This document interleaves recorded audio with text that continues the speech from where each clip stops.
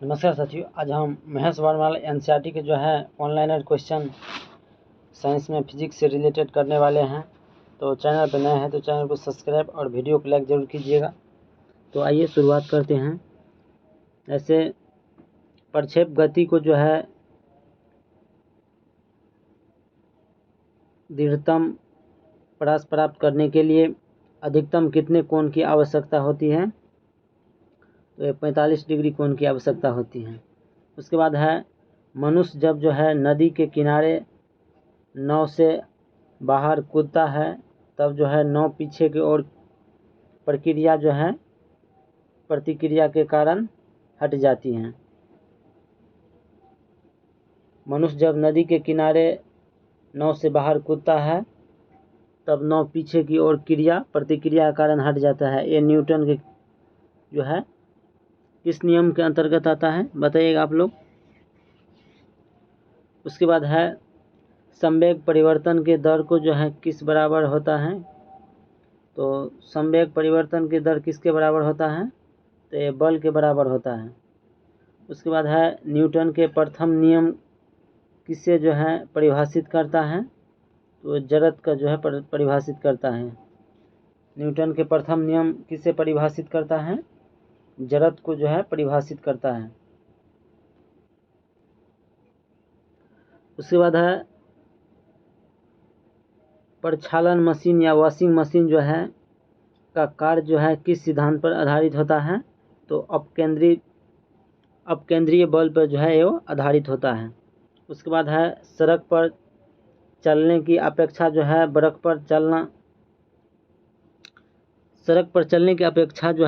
पर चलना कठिन होता है। क्यों होता है? क्योंकि बर्फ में जो है सड़क के अपेक्षा घर्षण जो है कम होता है, इसीलिए। उसके बाद है किसी पिंड को जो है संवेग और वेग के जो है अनुपात से प्राप्त मान क्या कहलाता है? तो ये द्रव्यमान कहलाते हैं। उसके बाद है त्वरण ज्ञात करने का प्रमुख सूत्र क्या है?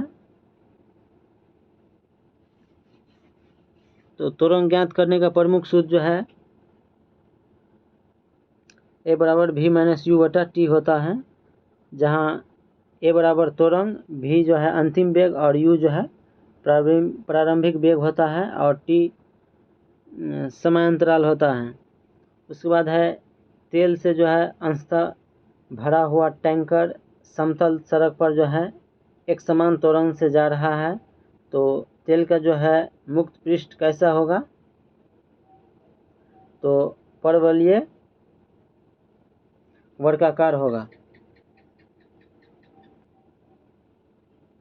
उसके बाद है एक समान वृत्तीय गति पर जो है त्वरण सदैव उपस्थित रहता है। उसके बाद है किसकी उपस्थिति के कारण जो है ब्लैक बोर्ड और कागज पर जो है लिखना संभव होता है? तो घर्षण के कारण। किसके कारण होता है? घर्षण के कारण।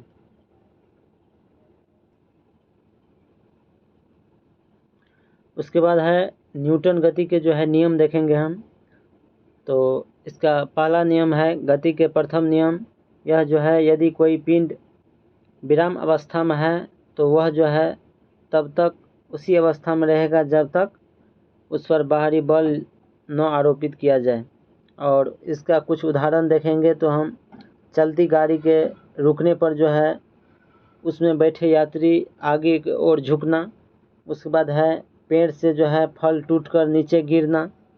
उसके बाद है कपड़े को जो है डंडे से पीटने पर धूलकण के अलग होना। ये सभी नियम जो है प्रथम नियम पे काम करते हैं। न्यूटन गति के प्रथम नियम का जो है ये उदाहरण है। उसके बाद है न्यूटन गति के द्वितीय नियम। इसमें कहता है किसी वस्तु के जो है संवेग परिवर्तन की दर उस पर जो है लगाए गए बल के समानुपाती होता है, और यह जो है संवेग परिवर्तन की दिशा बल के अनुदिशा में होती है। और गेंद पकड़ते समय जो है खिलाड़ी अपने हाथ को जो है पीछे की ओर खींच लेता है। ये जो है न्यूटन के जो है द्वितीय नियम पर उदाहरण है।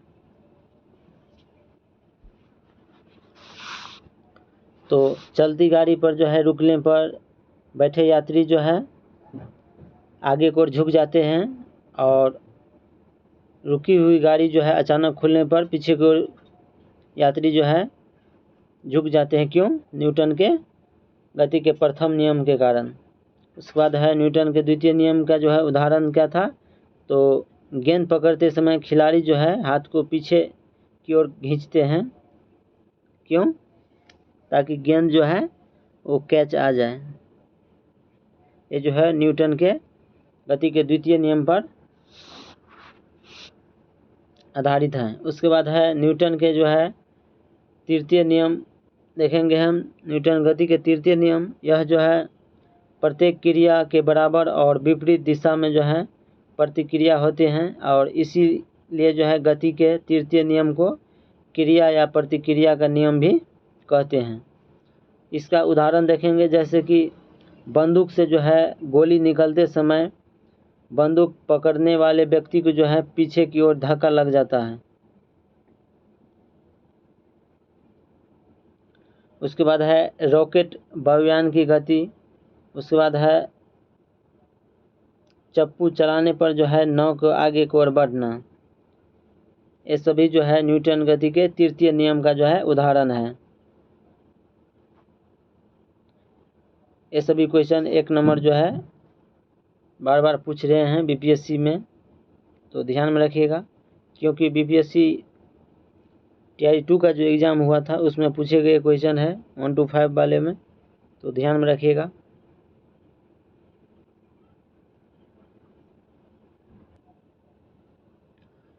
उसके बाद है ऊर्जा संरक्षण से जो है क्या आशा है? तो ऊर्जा का जो है न तो सृजन किया जा सकता है और ना ही इसे जो है नष्ट किया जा सकता है। ऊर्जा को ना ही निर्माण किया जा सकता है, ना ही नष्ट किया जा सकता है। यह जो है एक रूप से दूसरे रूप में जो है बदला जा सकता है, तो ध्यान में रखिएगा। उसके बाद है अंतरिक्ष से जो है गिरता हुआ पिंड पृथ्वी के वायुमंडल में प्रवेश करने पर जो है क्यों जल जाते हैं? तो वायु के घर्षण के कारण।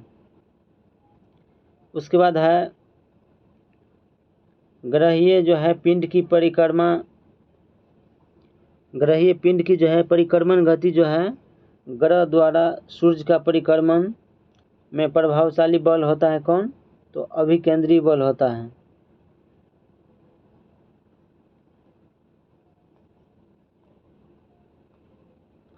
उसके बाद है दूध मथने के पश्चात जो है क्रीम का दूध से जो पृथक होता है, किसके कारण होता है? तो अपकेंद्रीय बल के कारण होता है। और वॉशिंग मशीन जो है ये भी अपकेंद्रीय बल का कारण जो है पृथक होता है, कपड़े सब धुलाई होता है। वॉशिंग मशीन और दूध मथने वाला जो है क्रीम, ये दोनों जो है अपकेंद्रीय पर बल पर जो है आधारित होता है और जितने भी हैं वो सभी अभिकेंद्रीय बल हो जाएगा। जैसे मौत के कुआं, ये सभी जो है अभिकेंद्रिक बल हो जाएगा। उसके बाद है वायु के ऊर्ध्वाधर गति जो है को क्या कहते हैं? तो वायु प्रक्षोभ कहते हैं। उसके बाद है रॉकेट किस सिद्धांत पर कार्य करता है? तो संवेग संरक्षण के सिद्धांत पर कार्य करता है। रॉकेट किस सिद्धांत पर कार्य करता है? तो संवेग संरक्षण के सिद्धांत पर रॉकेट कार्य करता है। उसके बाद है सरल आवर्तक गति जो है के दोलन में किसकी आवश्यकता होती है? तो प्रत्यास्था एवं जड़त्व जो है दोनों की आवश्यकता होती है। उसके बाद है कमानी जो है तुला किस सिद्धांत पर कार्य करती हैं? तो हुक के नियम पर कार्य करते हैं। कमानी तुला किस सिद्धांत पर कार्य करते हैं? हुक के नियम के जो है सिद्धांत पर कार्य करते हैं। उसके बाद है जब एक कार की गति दोगुनी कर दी जाती है तब उसका जो है उतना ही दूरी में रोकने के लिए ब्रेक बल कितना लगाना होता है? तो 4 गुना। कितना लगाना होता है? 4 गुना लगाना होता है।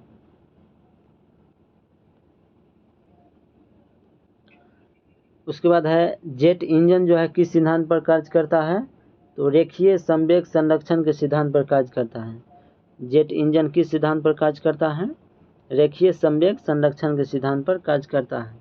उसके बाद हम देखेंगे प्रथम श्रेणी के जो है उत्तोलक, जैसे कि कैंची, हैंड पंप, साधारण तुला और प्लास, ये सभी जो है प्रथम श्रेणी के जो है उत्तोलक हैं। उसके बाद हम देखेंगे द्वितीय श्रेणी के उत्तोलक, इसमें जो है सरोता, नींबू निचोड़ने वाला जो है मशीन आता है, ये सभी द्वितीय श्रेणी के उत्तोलक हैं। उसके बाद है तृतीय श्रेणी के उत्तोलक, इसमें जो है स्टेपलर और चिमटा, उसके बाद मनुष्य का जो है हाथ, ये सभी तृतीय श्रेणी उत्तोलक में आते हैं। तो प्रथम श्रेणी उत्तोलक में कौन सब आते हैं? कैंची, हैंडपम्प, साधारण तुला या प्लास, ये सभी आते हैं। और द्वितीय श्रेणी में स्रोता, नींबू निचोड़ने वाले मशीन, और तृतीय में आते हैं स्टेपलर, चिमटा, मनुष्य के हाथ, ये सभी आते हैं।